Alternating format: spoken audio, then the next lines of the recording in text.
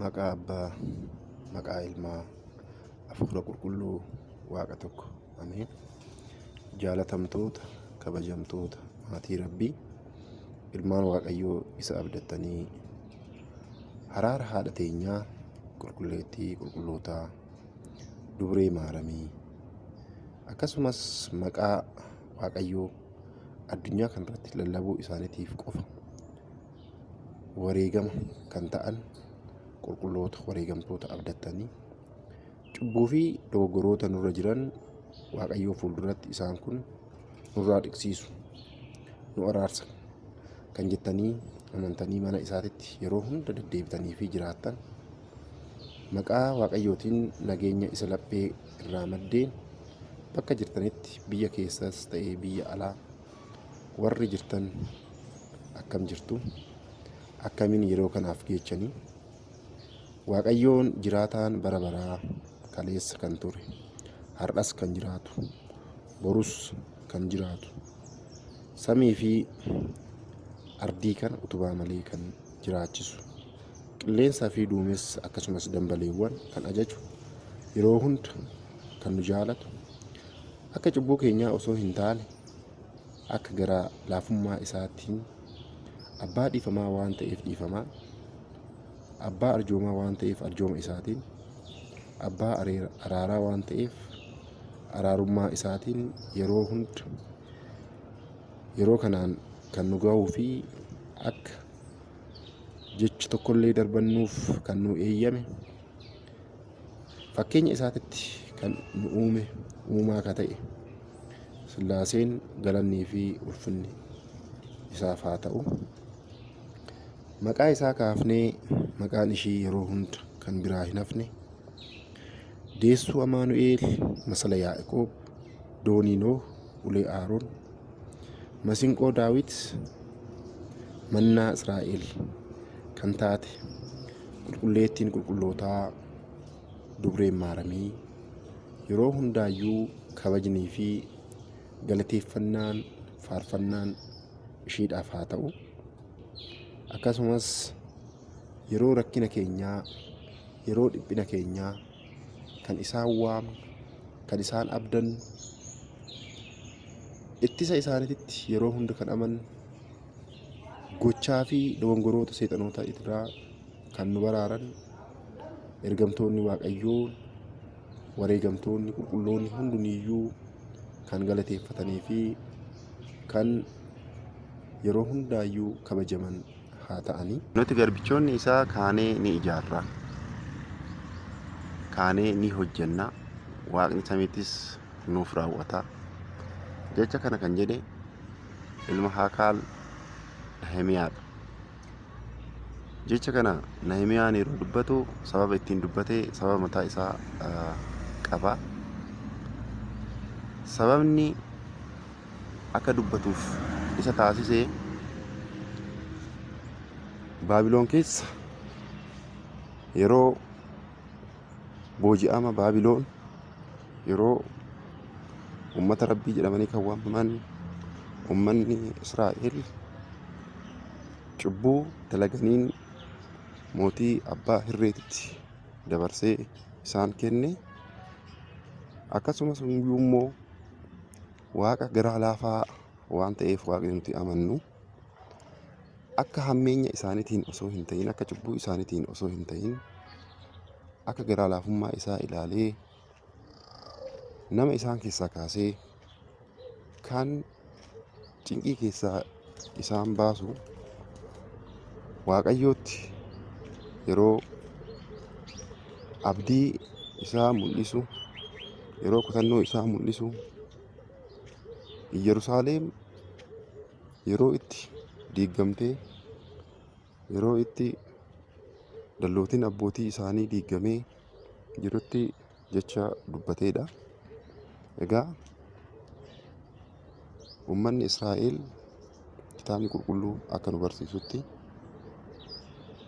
ummata Waaqayyoo fuulaa fi fuulaan arguu barbaadan, ummata raajitti amanan, yeroo hundaayyuu ummata raajii arguu barbaadan waan turaniif yeroo adda addaa cubbuuwwan adda addaa dalaganii jiranii cubbuuwwan yeroo adda addaa dalagan kanarraanis kan ka'e Waaqayyoon mootummaa abbaa irree mootummaa gara hammeenyaan beekaman adda addaatitti dabarsee ta'uu isaa kennee jira. Yeroo boojii Baabiloonis wanti ta'ee fi wanti raawwatame isuma duraan Waaqayyoon isaan taasisaa ture sanidha. Kanarraa ka'ameet Nahamiyaan ilmi Haakaal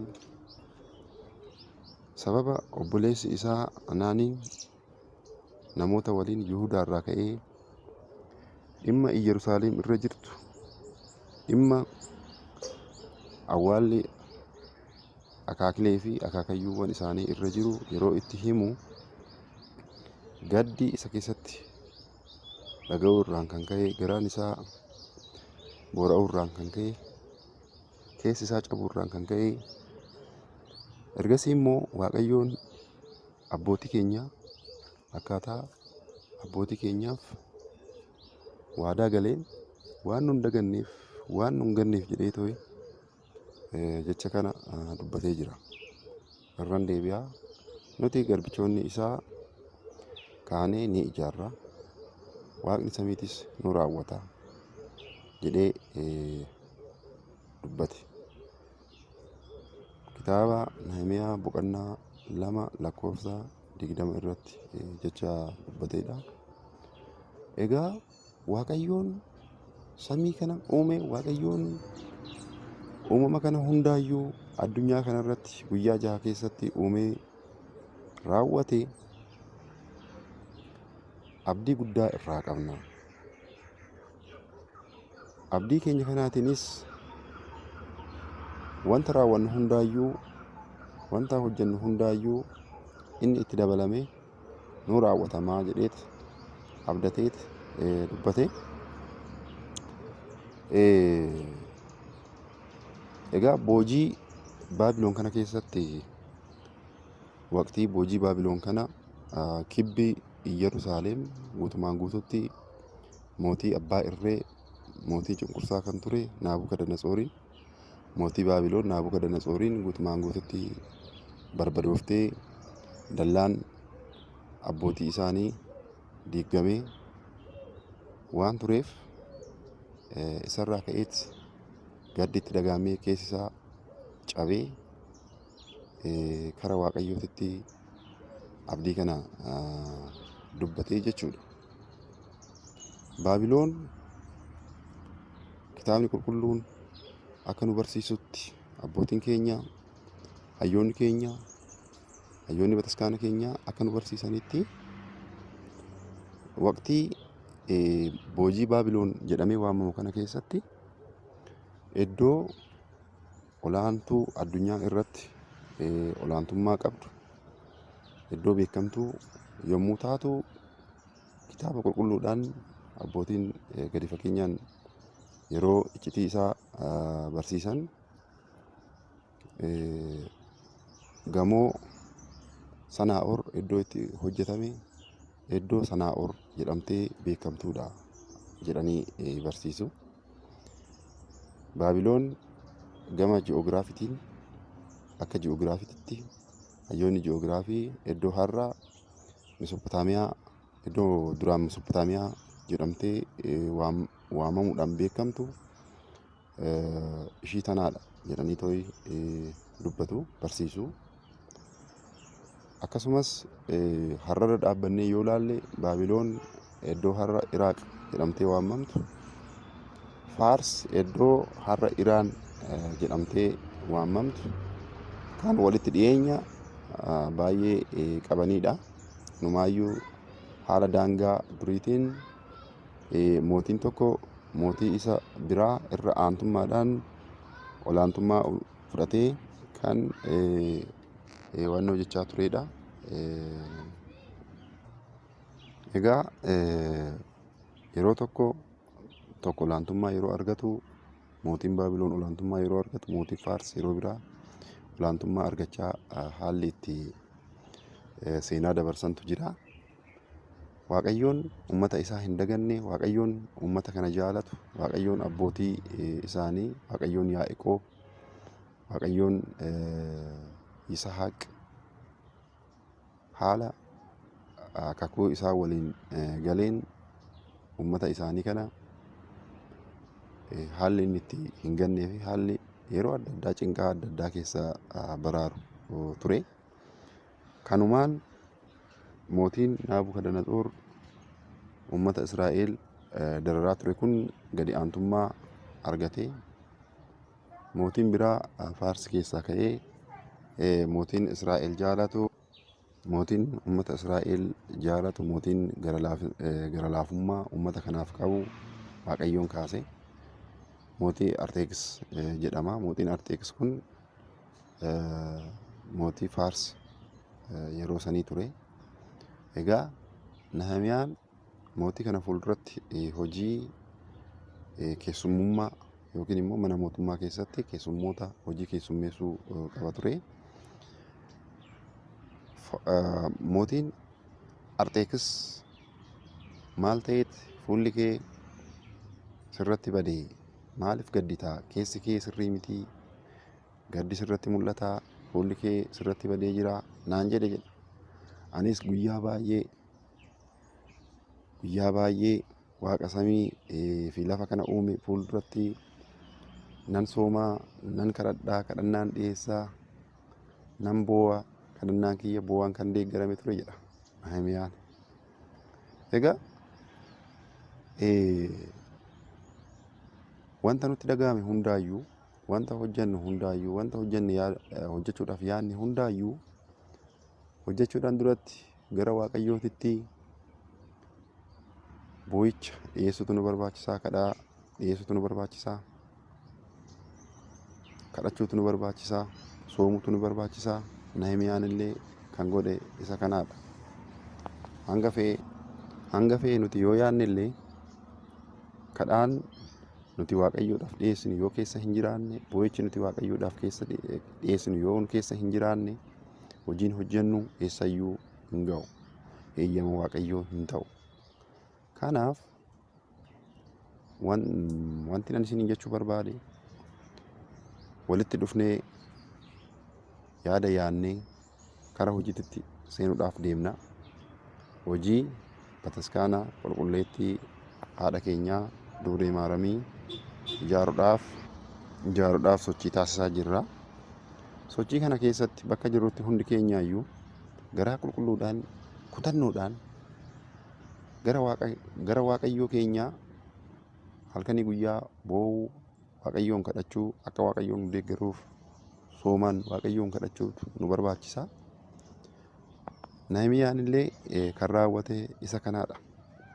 Egaa Nahemiyaan mootiin akkas yeroo jedhuun maal taateeti? Fuulli kee maal irratti badee? Keessi kee maal cabe? jedhee tooyi yeroo isa gaafatu osoo homaan ta'in fuulli kiyya akkamittiin irratti bada? Osoo keessi koo hin cabin akkamittan gadda jedhee deebiseef.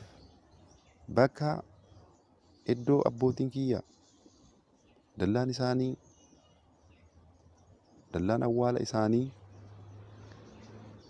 iddoo Yerusaalem itti diigamtee jirtutti ani haala kamiitinan taa'ee haala kanaan jiraadha?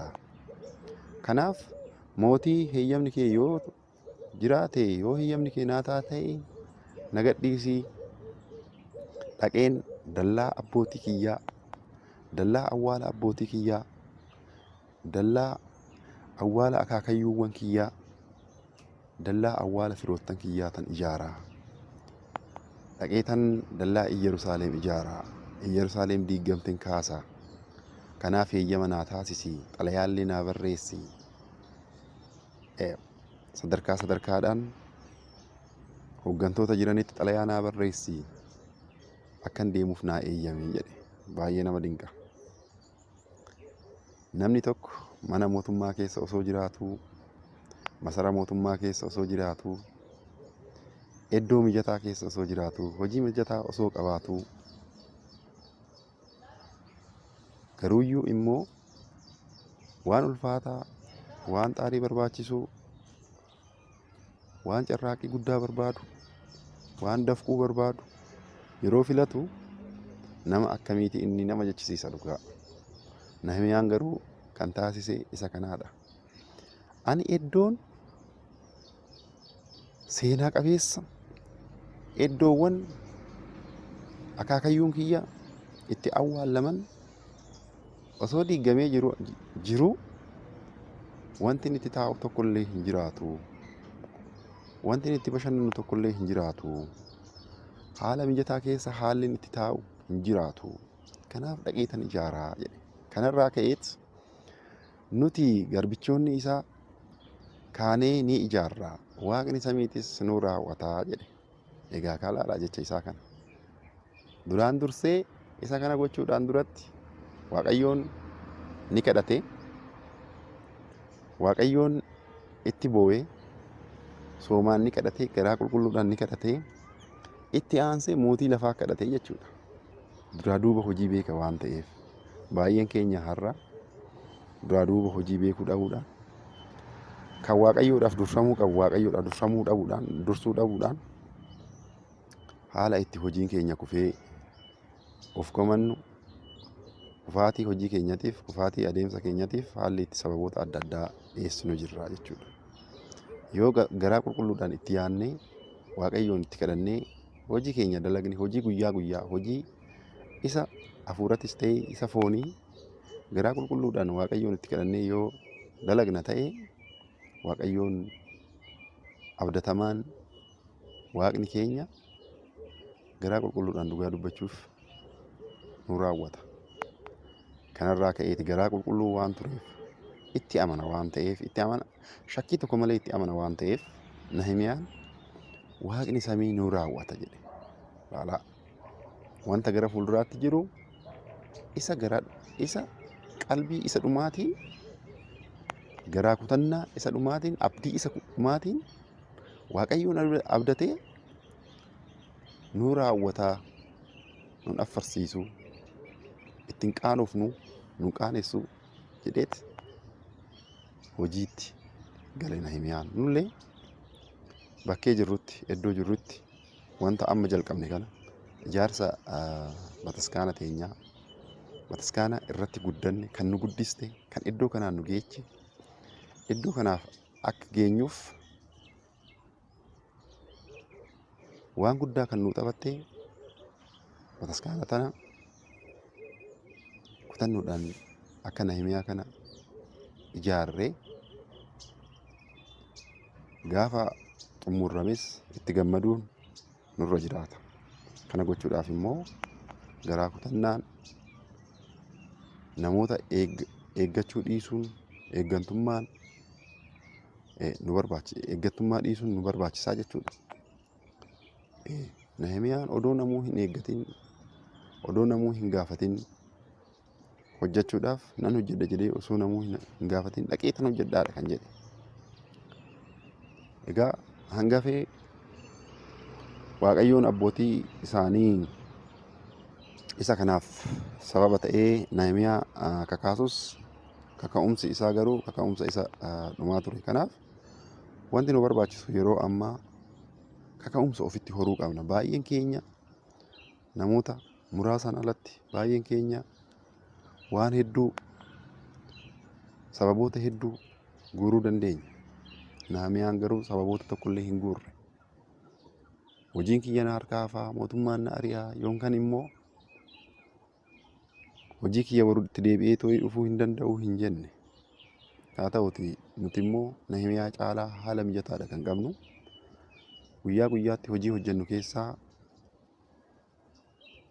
hanga tokko sa'aatii muraasa, sa'aatii laaqanaatitti, sa'aatii hojii alaatitti waan adda addaatiif oolchurra mana Rabbiitiif yoo oolchine keessi keenya gammadaa ta'a.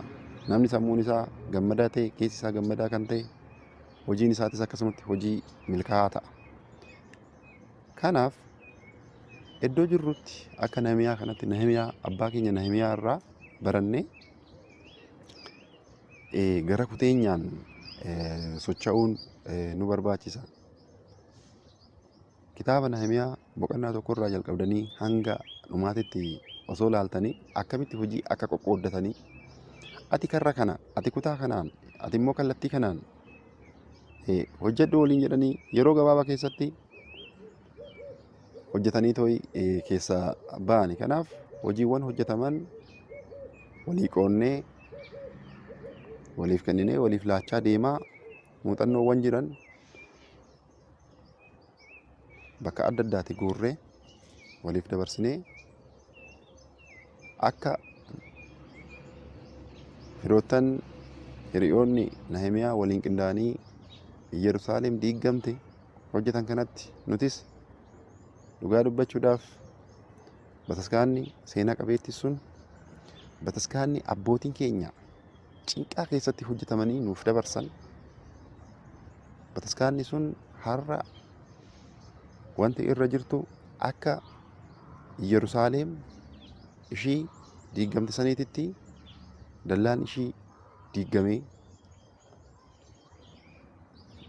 gamoon bataskaana sanaa dhodhoo'ee haalli itti jijjigaa jirutu jira. Koornisiin isaa ciccitee haalli itti kufee ilbiisonni adda addaa keessa seenanii haalli itti iddoo ilbiisotaa ta'atu jira. Manni rabbii, manni foonii fi dhiigni qulqulluu rabbii itti laatamu iddoo akkanaa haalli itti ta'atu jirutu jira. Kanaaf akka kolfaaf hin saaxilamne akka dhaloota kolfaa hin taaneef hatattamaan karaa hojiitti gallee hawaasa keenya achi jiru san deeggaruutu nurraa eegama. Egaa kitaaba Nahimiyaa boqonnaa 2 lakkoofsa 20 irraa wanti ni kaasuu barbaachiseef inni ijoon isaa wanta beekamuudha. Akkuma isin kaasetti waliin qindoofnee yeroo ammaa keessattuyyuu sadarkaa amma irra jirru sadarkaa baay'ee nama gammachiisuu fi sadarkaa baay'ee gaarii ta'e irra jirra. Koreen daka jiru sunis koreen gumii lallamaa bataskaanaatii fi koreen ijaarsaa sirriitti hojiitti galanii haalli itti socho'aa jirantu jira. Garuuyyuu immoo akka jalqaba kaaneetitti nuti hojjettoonni iddoo adda addaa jirru kun haala sochii jalqabaa saniitiin teempoo duraanii saniitiin teempoo jalqaba ittiin jalqabne saniitiin deemaa hin jirru. Kanaaf akkuma jalqabne sanitti koree dakasiisan dursinee turre sochiidhaan amma immoo isaan nu caalaa jiranii jechuudha. Kanaaf nuti caalamuu hin qabnu jennee dorgommiidhaan haamileedhaan socho'utu nu barbaachisa. Maaliif yeroo tokko yeroon itti oofii taanu jira, yeroon itti immoo oonii taanu jira. Akkuma ibsaa dukkana keessaa sana. Kanaaf on oofii ta'uu hin qabnu. Haala wal fakkaataa ta'eenii fi haala itti fufaa ta'eetiin hojiiwwan hojjetamuu qaban jala jalaa hojjechaa deemutu nurra jiraata. Gabaasawwan gaggabaaboo chaanaalii telegiraamii irratti argitan chaanaalii Galchaa Qiddist Maariyaam jedhamu san irratti akkuma argitanitti hojiin hawaasni hojjechaa jiru keessattuuyyuu kaka'umsi hawaasa keessa jiru dhugaa rabbii baay'ee garaa namaa kan raasudha. Dhakaa iddoo dhakaan jiru addaan qoqqooddatanii falaxutti galanii jiranii ogeessuma naannoo san jiru dubbisuudhaan hojii kanatti galanii jiranii. Akkasumas koreewwan achi jiran konkolaataawwan adda addaa gaafachuudhaan deeggarsaan kaffaltii tokko malee haalli itti buufamaa jiru jira. Dhakaan haalli itti guurramaa jiru jira. Ijoon hojii yeroo ammaa kan baay'ee hojii hatattamaa ta'e hojii diizaayiniiti. Hojii diizaayinii kana kallattii isaa kallattii yaa'insa duraa duuba isaa eeggatee ta'ee haalli itti deemaa jiru jira. Garuu ariifannaa keessatti qaawwi ni jiraata. Egaa namoonni fee hojjechuu waan hin dandeenyeef hojii diizaayinii kana ogeessa argachuun chaalenjii nutti ta'ee jira. Kunis maal inni dura Gaafiiwwan guutamantu jira haal duree diizaayinii tokkoo yookiin immoo diizaayiniin tokko hojjetamuudhaan duratti haal dureewwan barbaachisantu jira. Isaa sun guutuun dirqama. Inni kun erga guutameen booda kwestiyoonara kana kan gadi buuse waldaa qulqullootaati. Waldaan qulqullootaa kwestiyoonara kana akka guunnuuf gadi nu ergee jira. Asumaanis akkuma gabaasaattis akka ergaatittis sanii dabarsuu barbaadetananii keessattuyyuu iddoo itti gatii guutamutu jira waan ta'eef gatii kana namni kamuyyuu guutuu hin danda'u. Ogeessaan laallameet guutuun barbaachisaa. Isa kana hojjechiisaatti jirra jechuudha. Bataskaanni tokko gadi aanas haa ta'u, giddu galeessas haa ta'u, olaanaa haa ta'u estimation costiin isaa hojjetamee gatii hagamii fixachuu danda'a jedhameet hojjetamee erga inni guutameen booda ol deebi'ee sanirra dhaabbatamee humni keenya maal akka fakkaatu isarra dhaabbatameet kara diizaayinii hojjechuutti galama.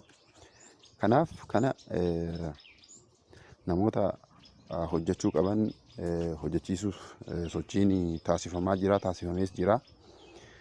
Namoonnis kana hojjechuudhaaf, ogeessonni kana hojjechuudhaaf fedhii qabanii fi isinii hojjanna kan nuun jedhan ni jiru. Garuu hojiin gama ogummaa ijaarsatiin yookiin construction engineeringitiin hojjetamu akkuma beektanitti hojii balkii fi hojii yeroo guddaa fudhatudha. Yeroo hin qabani. Kanumaan wal qabateetti nu harkaa harkifamaa jira malee adeemsa gaariirra garuu kan waliin jiru ta'uu isaati. Kanaaf nuti hojiin kun hojjetamaa akkuma jirutti hojjetamuun isaa akkuma jirutti ta'ee kanaan wal faana hojiiwwan hojjetamuu qaban hojjechaa deemutu nurraa barbaachisaa. Garuu wal eeggachuun ni jira yookaan immoo hanga tokko waan tokko jedhutti achumatti dhaabbatanii bakkuma jiru sanitti hojii dhaabutu jira. Ni yaadattu yeroo darbe wiirtuuwwan adda addaa magaalota akka biyyattii kanaatitti jiran dhaabnee jirra. Wiirtuuwwan kunniin maalirra akka jiran fiidbaakii walii kennaa deemuun qaawwa ni qaba. Fiidbaakii walii kennaa deemuun mataa isaatiin hojii ta'uu baatus garuu muuxannoo walii dabarsuu irratti haamilee walitti horuu keessatti gahee guddaadha kan taphatu. Wiirtuun tokko waa hojjeteeraan immoo maalan hojjedha. Yeroo darbes FB irratti poostii gochuudhaaf kanan yaale isa kanaadha. Wiirtuun tokko yoo waa hojjete ani maalan hojjedha jennee of gaafachuu qabna jechuudha. Egaa kana namuu odoo nu hin dirqisiisin waan carraan nu kenneef waan Waaqayyoon garaa keenya nu kakaasee osoo namni tokko nu kakaasin nu heeyyameef waan Waaqayyoon heeyyama isaa ta'aa jiruuf keessatti hirmaannee tuyi fedhiidhaan namni tokkollee osoo nu hin dirqisiisin hanga humna keenya ni hirmaanna jenneeti itti gallee jirra. Kanaaf duubatti deebi'uun saalfidha. Duubatti deebi'uun qaanidha. Gama hundaatiin iyyuu jechuudha. Dhugaan siniin jedha. Kana jalqabnee yeroo duubatti deebinu sammuu keenya gaafii addaati nu kaasa. Maalan ta'e jennee gaafii nu gaafata sammuu keenya. Kanaaf itti gallee jirra. Haamilee walii kenninee haamilee walitti horree hojii kana hojjennee fiixaan bahutu nurra jiraata.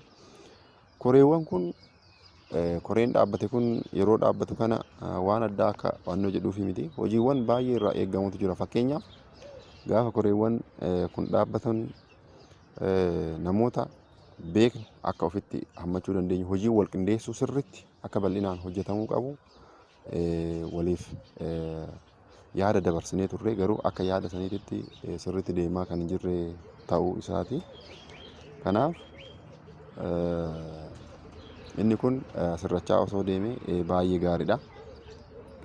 Gama biraatiin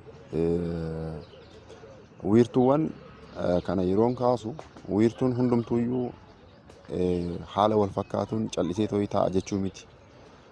Keessattuuyyuu wiirtuun miseensota dhiyeenya wiirtuu obboleeyyan dhiyeenya nutti makaman kan of keessaa qabudha wiirtuun aanaa Balee Gasgaar. Wiirtuun kun hojii ajaa'ibaati kan hojjechaa jiru. Hojiiwwan achitti hojjetaman gabaasaa jira. Chaanaalii telegiraamaa san fayyadamanii chaanaalii waliinii san irratti hojiiwwan hojjetamaa jiran haala gaariidhaan guyyaa guyyaadhaan torbeedhaan akka beekaa deemnuu fi akka hubachaa deemnu akkasumas ani amma akka nama tokkootitti hojii achitti hojjetamu san yoonan arge dhugaa nan qaana'e. Maaliif an qaana'e? Isaan akkan hojjechaa jiranii ani maalan hojjechaa jira jedheen keessa kiyya natti dhaga'ama. Garuu hanga humna kiyya socho'aan jira. Kanaaf isa kanaafan ani maalan hojjechaa jira jennee of gaafachuu qabna. Callisnee tooyi taa'uu hin qabnu. Hundi keenyayyuu abboomuu qabna.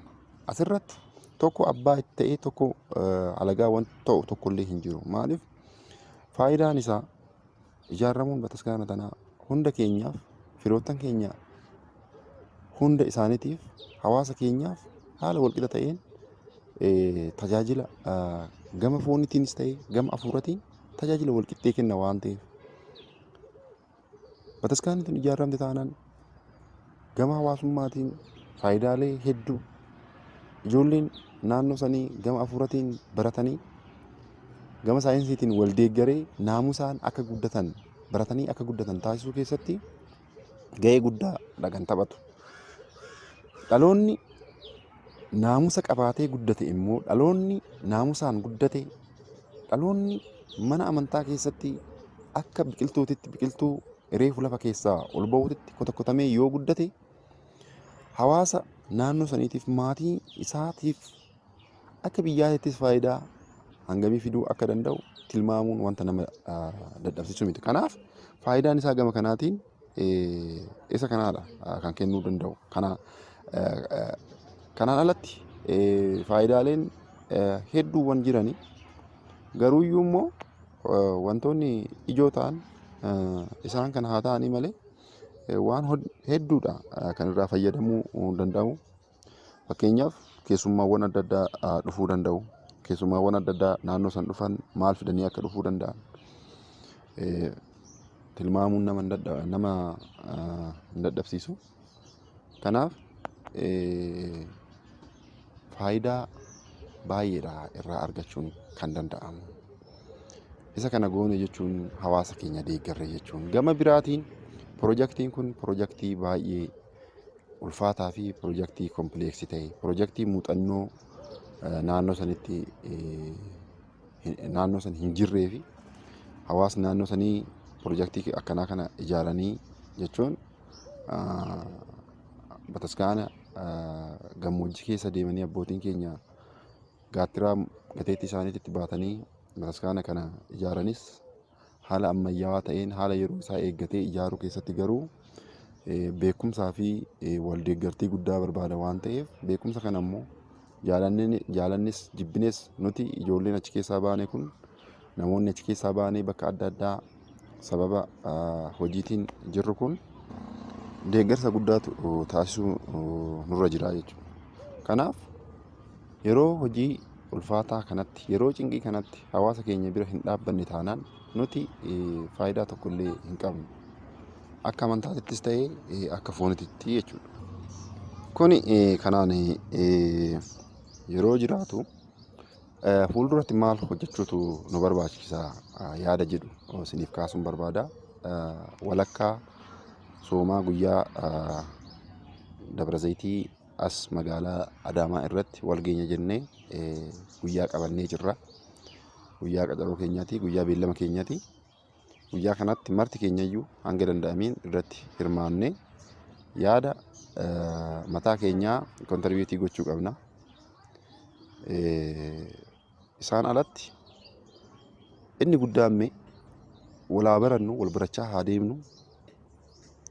Namoota beeknu hundaayyuu irratti hirmaachisuudhaaf yaa yaallu hojii kana sirriitti yaa hojjennu. Hojii qindeessummaa ammallee ni hafa. hojii qindeessummaa kana sirriitti osoo hojjannee baay'ee gaariidha. Kanarratti baay'een keenya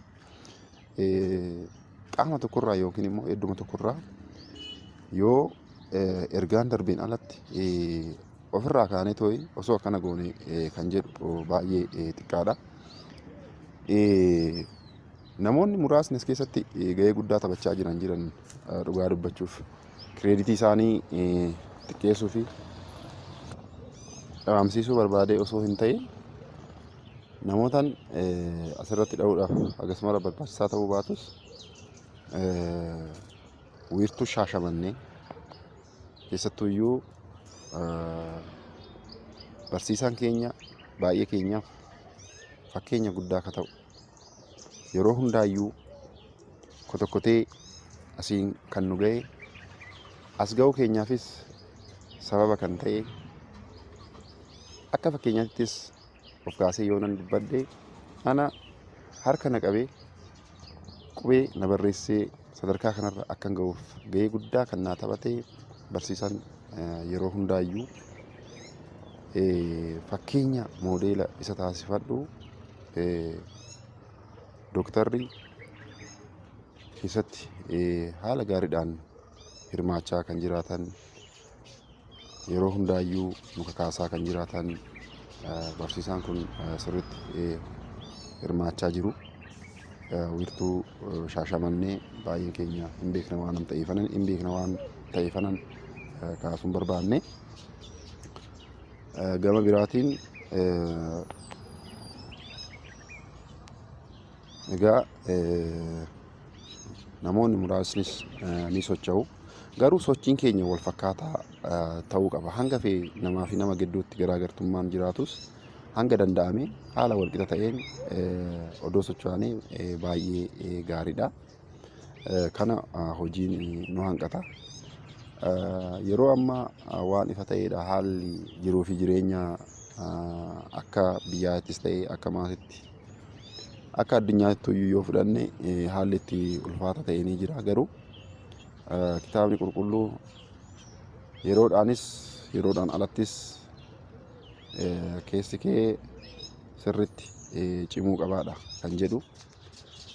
Yeroo gaarii qofaa miti kan amantaan keenya filatu, yeroo hammeenyaatis wal bira dhaabbachuu, yeroo hammaataa keessattis hawaasa keenya deeggaruutu nurraa eegama. Amantaan immoo amantaa kan jedhamu yoo gochaan deeggarameedha.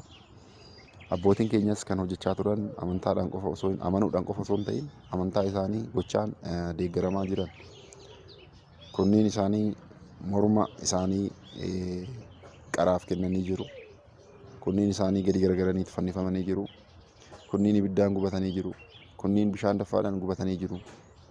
Garuu immoo yeroo ammaa kana zamana keenya kana keessa wanti akkasii kan jiru osoo hin taane haala mijataa keessatti Waaqayyoon kan waaqeffataa jirru. Kanaaf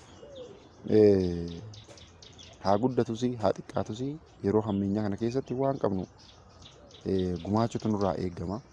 Kana gochuun akkuma isiniin jedhetti dirqamaadha. Duubatti deebi'uun waan fedhe ta'e hin yaadamu. Kanaaf hojii hojjetamuu qabu osoo gama kanaatiin ofii keenyaaf yaadnee sochii taasisnee baay'ee gaariidha. Akkuma isiniin jedhetti namni tokko rakkoon isa mudachuu danda'a. Qormaanni adda addaa jiru kana keessatti. Qormaan ifaan ifatti haala namatti beeksisuun ifaan ifatti nu mudata. Qormaata nu mudatu kana immoo kadhaa Waaqayyootiin, kadhaan isan duratti isiniin jedhe saniitiin soomaan karaa Rabbiitti boo'icha dhiyeessuudhaan imimmaadhaan seexana ofirraa ni qolanna. Kana gochuudhaaf qulqullinaan socho'uun baay'ee nurraa eegama. Kanaaf iddoo jirrutti osoo wal sochoosnee hojii sochii kana osoo taasisnee baay'ee gaariidha. Akka fakkeenyaatti wanti isinii kaasuu barbaadu obboleeyyan keenya shamarranii baha giddu galeessaa jiraatan kan barattoota dilbataa bataskaana kana jalatti guddatanii as keessaa ba'anii gara baha giddu galeessaa deeman dhiyeenya keessa nutti makamanii hojii baay'ee gaariidha kan hojjechaa jiran gama sabquunnamtii hawaasaa kanaatiin miidiyaalee hawaasaa kanaatiin waan baay'eedha kan hojjechaa jiran obboleeyyan kaanirra. Kanaaf teknooloojiin iddoodhaa iddootti nu rakkisuu danda'a aksesiin isaa. Osoo haala salphaadhaan teknooloojiitti fayyadamnee hojiiwwan hojjennee baay'ee gaariidha. Kallattii kanaan osoo deemnee baay'ee gaarii ta'a. Kanaan alatti yeroon deemaa jira waan ta'eef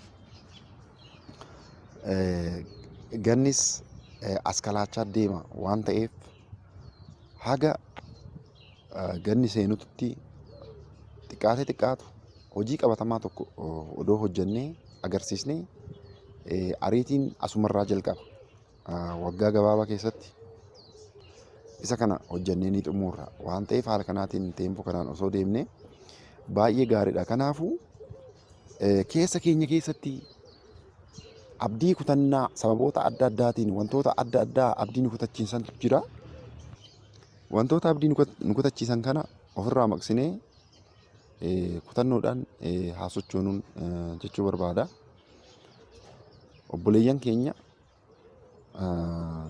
sochii cimaa taasisaa kan jirtan ni jirtu. Waaqayyo